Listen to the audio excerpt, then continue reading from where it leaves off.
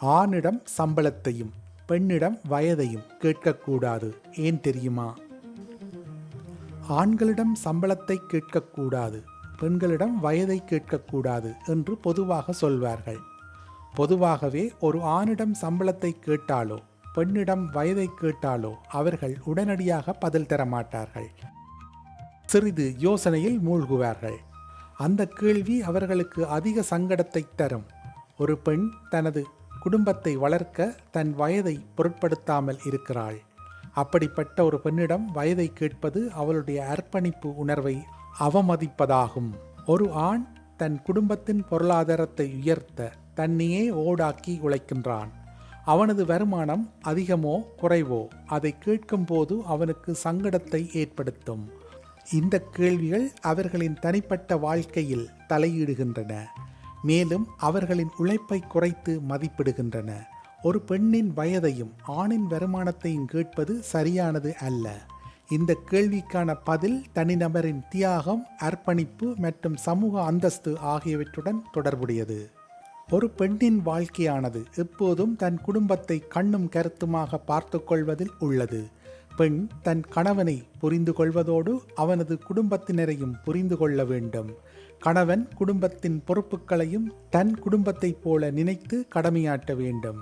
குழந்தையை கருவில் சுமக்கும் அவள் குழந்தையின் ஆரோக்கியம் மீதான கவனிப்பில் தன் அழகை பராமரிப்பதில்லை.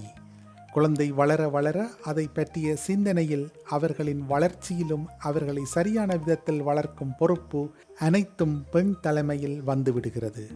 நவநாகரிக பெண்ணாக அலுவலகம் சென்றாலும் கூட வீட்டிற்கு வந்து வேலையும் செய்ய வேண்டும். குடும்பத்தின் மகிழ்ச்சிக்காக தன் சொந்த ஆசைகள் பலவற்றையும் பெண் ஒதுக்கி வைக்கிறாள். அவளுடைய அடையாளம் அவளுடைய குடும்ப பொறுப்புகளை சார்ந்து உள்ளது. அவளுடைய உண்மையான திருப்தி குடும்பத்தின் மகிழ்ச்சியில் உள்ளது. இதனால் பெண்கள் ஒரு கட்டத்தில் தாங்கள் இளமை மீதோ அழகு மீதோ கவனம் செலுத்துவதில்லை. வயதை வைத்து ஒரு பெண்ணின் திருமண நிலை அவளது அழகை தீர்மானிக்க முயலுவதால் பல பெண்கள் தங்கள் உண்மையான வயதை வெளிப்படுத்துவதில்லை. ஆனாலும் பெண்களின் வயது இன்னும் சமூகத்தில் அடிக்கடி கேட்கப்படும் ஒரு கேள்வியாகவே உள்ளது. ஒரு ஆண் தன் குடும்பத்தின் எதிர்காலத்தை கருத்தில் கொண்டு கடுமையாக உழைக்கின்றான். முழு குடும்பத்தின் எதிர்காலமும் அவனது வருமானத்தை எதிர்பார்த்துள்ளது. ஆண் தன் குடும்பத்தின் பொருளாதாரத்தை உயர்த்த அவன் கடுமையாக உழைத்து செல்வத்தினை சேர்க்கிறான். இதில் ஆணின் தியாகம் அதிகளவில் உள்ளது. அவனது உழைப்பு சுயநலமின்றி அனைவருக்கும் பொதுவானதாக உள்ளது.